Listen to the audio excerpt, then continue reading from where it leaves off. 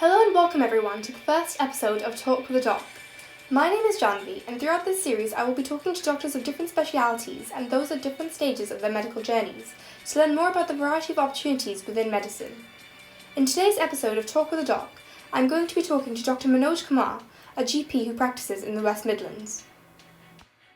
Thank you so much, Dr Kumar, for taking some time out of your busy day to come and talk to me about your career.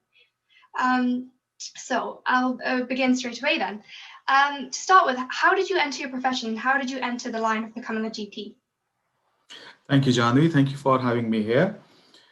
As a child, once I went to a doctor for tummy pain and he prescribed me a syrup that relieved my tummy pain, and it didn't taste any bad. I was very impressed, and that started my fascination towards doctor's role. After that, when I was in school in year 7 or 8, I heard a story or I read a story about a doctor who conducted the first heart transplant ever. And I was so influenced that I decided to become a doctor that day. Oh, wow. And then I started taking interest in TV shows, movies, which were based on doctors' stories or in hospital settings, which further fueled my passion for becoming a doctor. There were certain life events as well when I had to go to hospital, see them performing over there, the way they performed professionally and helped people. That was amazing. This all drew me towards this profession as a doctor.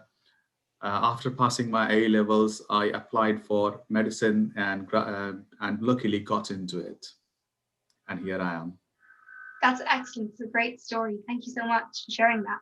Thank you. Why did you choose to become a GP over a hospital doctor? You talked about your experience seeing all these shows that were, I'm guessing, based in hospitals. So what drove you towards becoming a GP instead?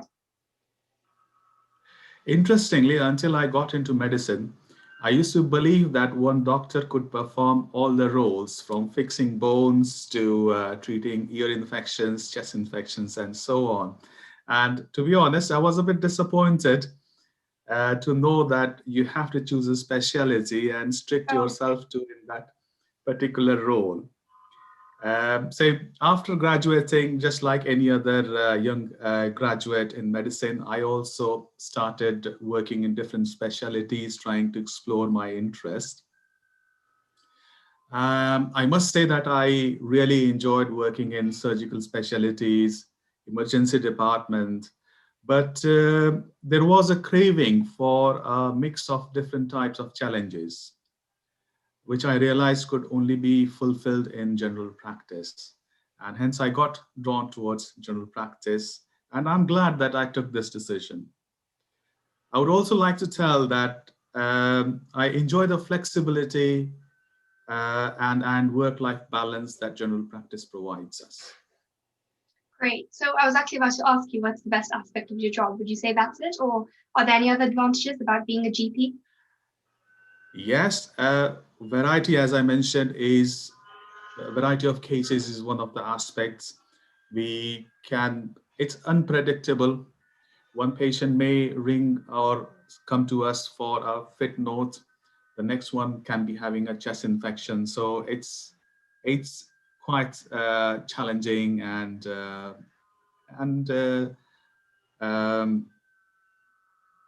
will say yes, it is quite challenging.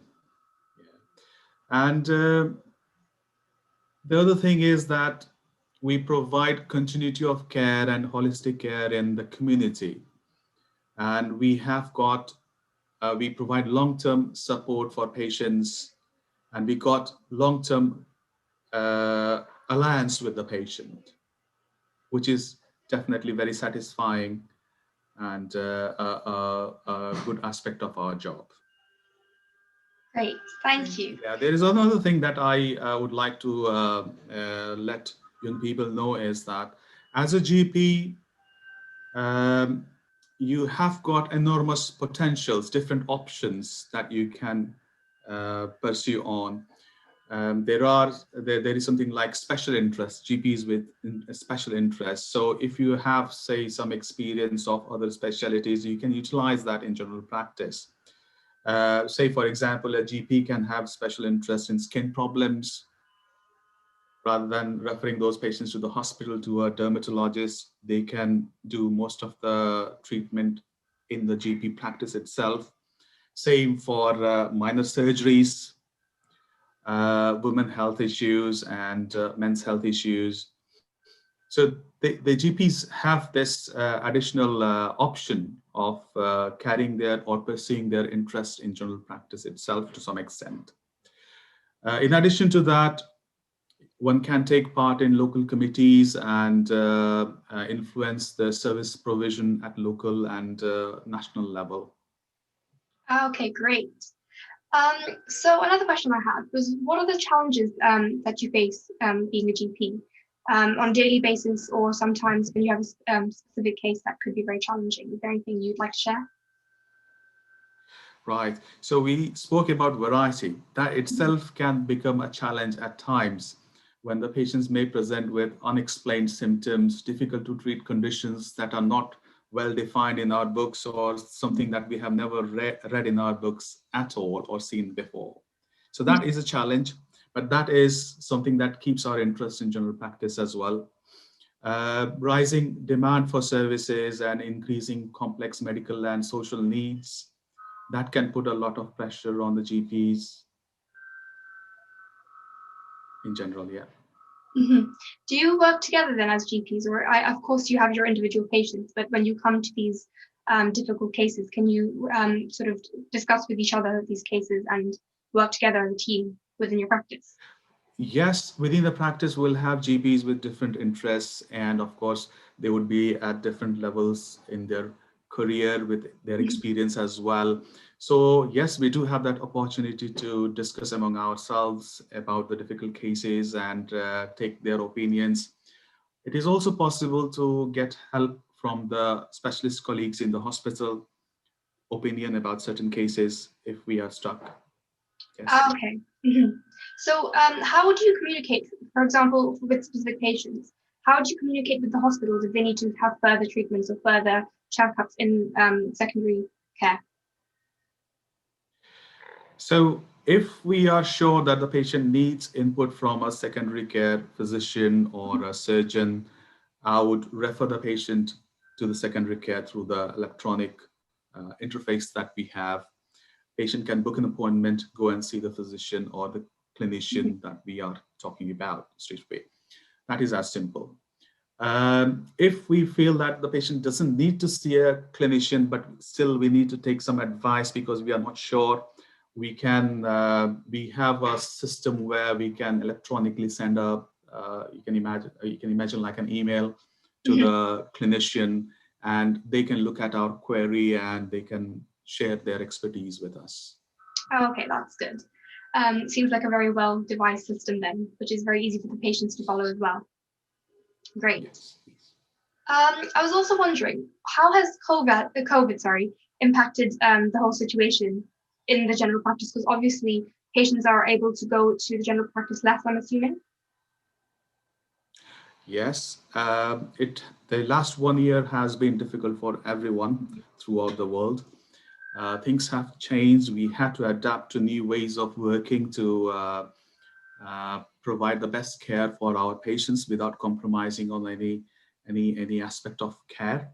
Mhm. Um, so the first change, the big change has been now we are calling everyone what we call as telephone triage. Oh, So we do the telephone triage first, speak to the patient, find out what they need to do.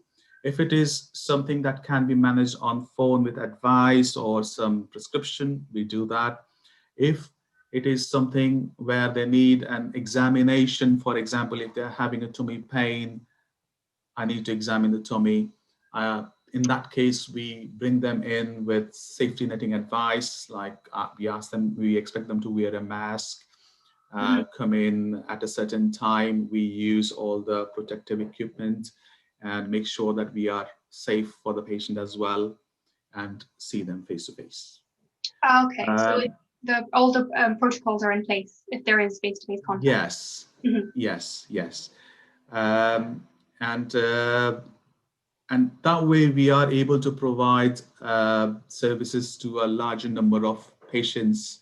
We do understand that people will be apprehensive, people will be worried about things, and particularly knowing that COVID has put restrictions, that can add up to anxieties as well. So we have tried our best to increase accessibility to patients by increasing the number of appointments, call appointments. Do you think that anything that we are using now, for example, within the general practice, any things that we're using, such as the telephone triage, will be continued forward after the pandemic is over? Yes, we have found that this telephone triage system is very helpful and convenient for the patients. And also, I forgot to mention about the video call facilities that we have. So those all things are quite convenient for the patient. At times, we are able to do a video call just like the way we are doing at the moment, and do almost a face-to-face consultation. Although it's not like being face-to-face, but we get a better idea than the phone consultation. And it is very convenient for the patient. They can it saves their time. They don't have to take the kind of struggle to walk to the surgery if they have poor mobility, and they like it. So going forward, this is something that we would like to carry on for the benefit of our patients.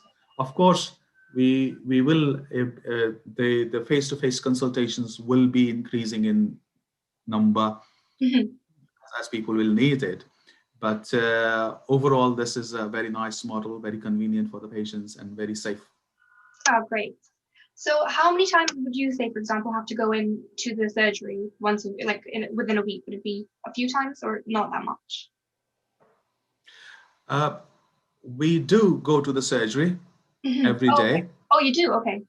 Yes, at the moment we are doing, we do go to the surgery every day.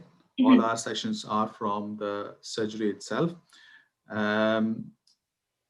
That reason being is that the home internet may not be very supportive for us, and the environment not be very convenient for us to carry on the consultations. Of course, it has to be confidential, so we have to be aware of that as well.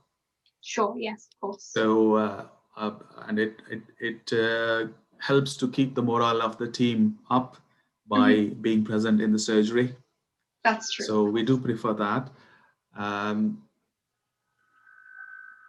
We do have the backup facility for consultations that can be done from home, just in case if I have to self-isolate or there are many people ill with the virus at the surgery in that case. So we can do the consultations from home. Great. But we prefer to be at the surgery. So at the moment, I'm expected at the surgery 5 days a week. Oh, okay, so it's still full time for the GPs themselves. How is it with how do the GPs play a part in the vaccination program? Are you sort of helping to tell which groups of people are viable for the vaccine first, or do some vaccinations occur at the GP? How does that work exactly? So at this time, the surgeries in our area have come together as part of primary care network, and we have organized the vaccination program at a larger facility at one of the local stadiums. Oh, okay. So that provides more space and more convenience for the patient, and of course, it's safety as well with social distancing there. So we all take turns in providing the service over there. We individually do identify the patient groups as it is allowed during the vaccination program in the phases. So as you must be aware that in the first cohort, there are patients with a certain age There are patients with certain comorbidities. They were identified and they were brought in first, and then we moved down the later stages of the phases. Okay. So it is all done over there. We are carrying on vaccination at the practice as well for certain cohorts of patients who don't find it convenient to go to the big center or are unable to travel to further distances. Certain patients who are quite vulnerable, say for example, people with learning disabilities, they may not find it very, they may find it quite distressing to go to a place where it is too crowded and big and different from what they are used to. So for them, we have organized vaccination at the practice itself. Oh, okay, great. Have you had any patients who are perhaps a bit apprehensive of the vaccines, and some who are sort of against the idea of getting them just as yet? And if so, how have you sort of dealt in that situation? Yeah. So as you know, the whole scenario is very new for us. COVID virus is new for the world. The vaccination is new as well. So we all may have our apprehensions about the vaccine itself. But as more and more people are accepting the vaccines, numbers are going down. It is a positive message to people. In individual cases where people had any queries or concerns about the virus, we have spoken to them, tried to address their concerns, explained how safe the vaccine is. Of course, gave them example that I had it myself. Yes, of course, that must be a big thing for them. And that helps, yeah. Yeah, that's great. So, I think using yourself as an example, seeing that you are the doctor and, you are sort of advocating for their use by using them yourself, I guess that is a big sort of moral boost for your patients as well. What sorts of skills do you think someone who wants to enter medicine and then become a GP perhaps would need in your job? What do you think is the main skills you've developed while being a GP? The key thing is empathy. Oh, okay, that's good to hear. Yeah, and of course, you need to have the interest and passion in the field. Rest everything falls in place by itself. That's really great to hear. I mean, that's obviously a big sort of words of encouragement for me personally, who wants to enter medicine. So yeah, is there any advice you would want to give students who are thinking of pursuing a career in medicine, and specifically if they want to go down the route of becoming a GP? Anything that you perhaps would love to have heard when you were our age? Certainly, medicine is a very rewarding profession. I would say, in addition to helping others to alleviate their pain and suffering, one gets a stable job and decent earning as well from the material side. So yes, this is a great profession which will keep you happy and others happy around you. Um, in medicine, of course, GP is one of the best career choices, in my opinion. However, we all, we all have different roles there. Our hospital colleagues, our hospital staff are also important uh, as part of our team. Rather, I would say that other clinicians like the nurses, paramedics, pharmacists, radiographers, non-clinical staff like administrative staff, reception staff, porters have very important role in the wider team. I mean, of course, during COVID especially, it's been a really hard time for doctors and other key workers who've been working during this pandemic. So of course, it's only natural that people could have become demotivated during this past year.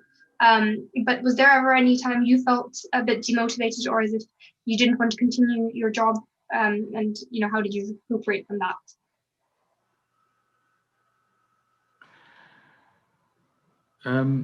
The initial a few days were like a shock for us because we had little understanding of what was going around in the world.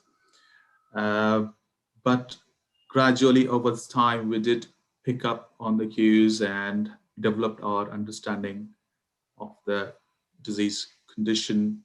Mhm. There was lots of confusion about should we be wearing mask in the primary care or not.